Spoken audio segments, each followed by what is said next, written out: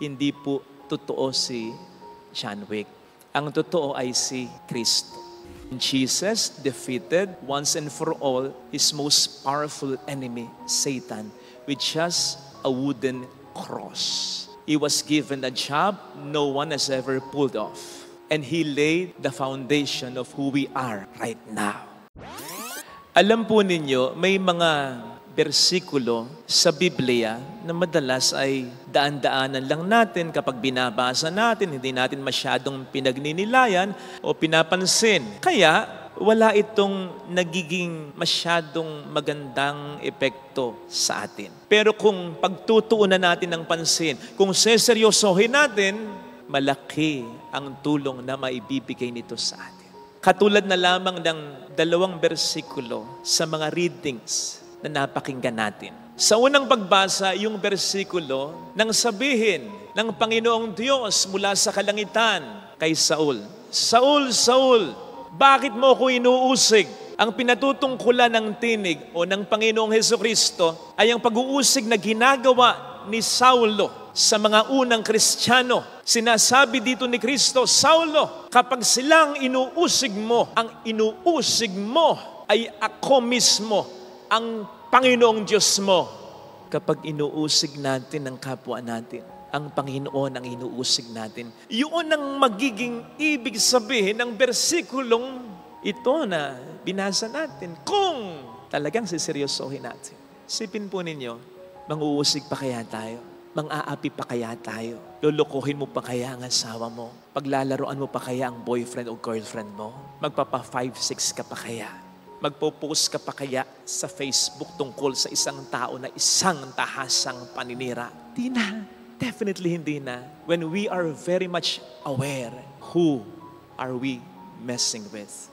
Ang gusto ko pong eksena sa John Wick, napanood niyo yung moving John Wick, ay yung natuklasan ng ibang mga characters. Madalas ito yung mga kontrabida. Kung kaninong kotse ang ninakaw at kung kaninong aso ang pinatay ng anak ni Vigo. Si Vigo sa pelikula ang pinuno ng isang pinakamakapangyarihang sindikato.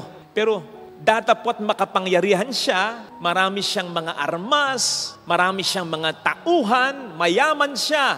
Nang malaman niya over the phone sa isang kakilala kung kaninong kotse ang ninakaw at kung kaninong aso ang pinatay ng anak niya.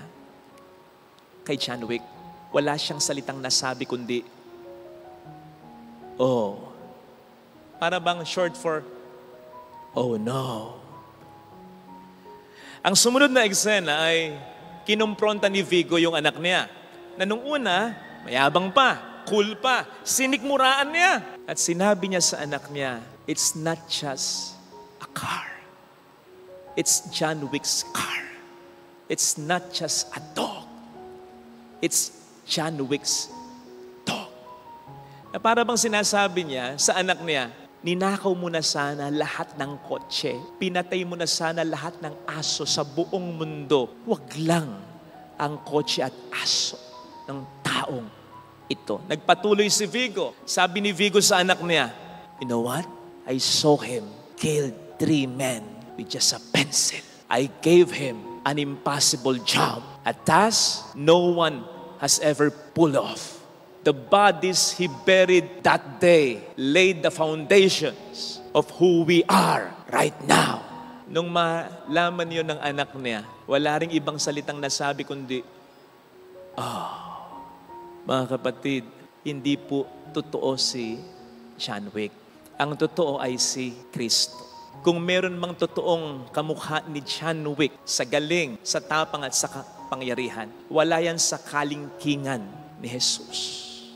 And Jesus defeated once and for all his most powerful enemy, Satan, with just a wooden cross. He was given a job no one has ever pulled off. And he laid the foundation of who we are right now as Christians, as children of God.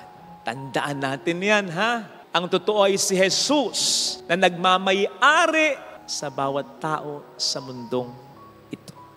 Pag-aari niya ang katulong mo. Pag-aari niya ang empleyado mo. Pag-aari niya yung pulubid dyan na nadaanan mo pagpasok mo dito. Pag-aari niya yung kliyente mo sa pagka-5-6 mo.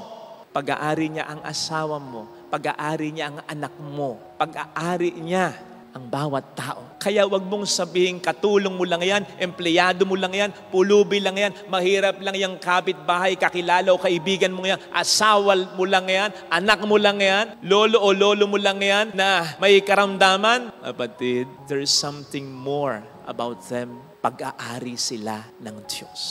So you mess with them, you mess with Jesus. Pag-isipan po natin ito, sapagkat baka sakaling magdalawang isip tayo ng mga api ng ating kapwa-tao. O kung hindi man tayo magdalawang isip ng mga api ng ating kapwa-tao, balang araw, sa harapan ng Diyos, na nagniningning sa harapan ng Diyos, na napapaligiran ng makapangyarihang hukbo sa kalangitan, wala tayong ibang masasabing salita, kundi,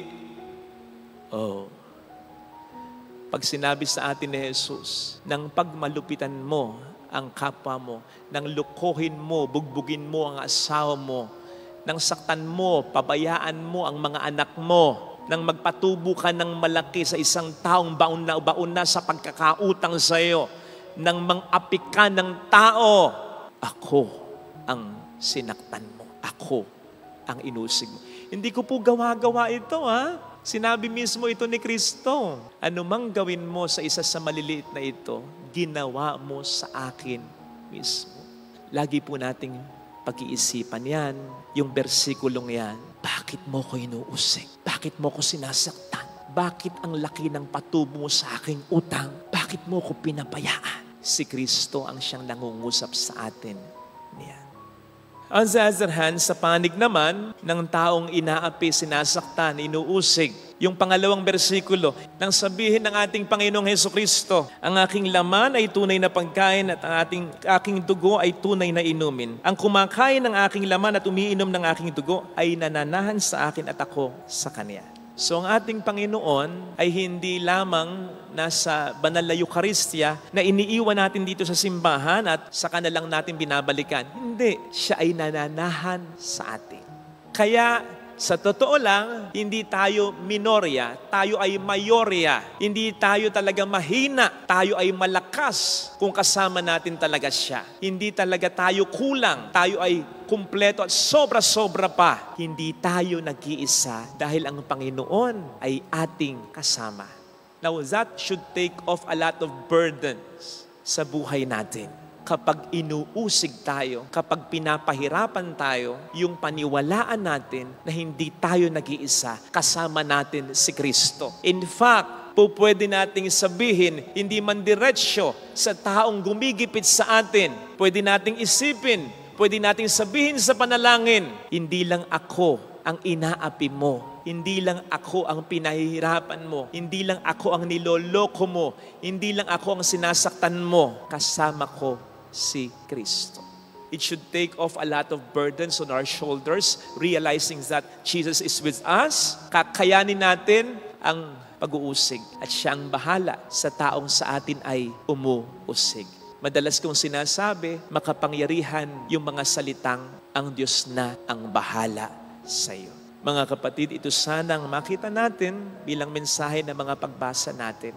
Sabi nga po sa 2 Timothy 3:16-17, all Scripture is inspired by God and therefore very useful for teaching, so that the one who belongs to God may be competent, equipped in doing good work. Hindi lamang po tayo pinapakain ng Panginoon ng kanyang katawan at dugo. Pinapakain niya din tayo as nourishment ng kanyang salita. Bawat salita na sinasabi niya sa atin, ating paniwalaan, ating seryosohin, sapagkat ito ay may magandang mensahe at maitutulot sa atin. Amen.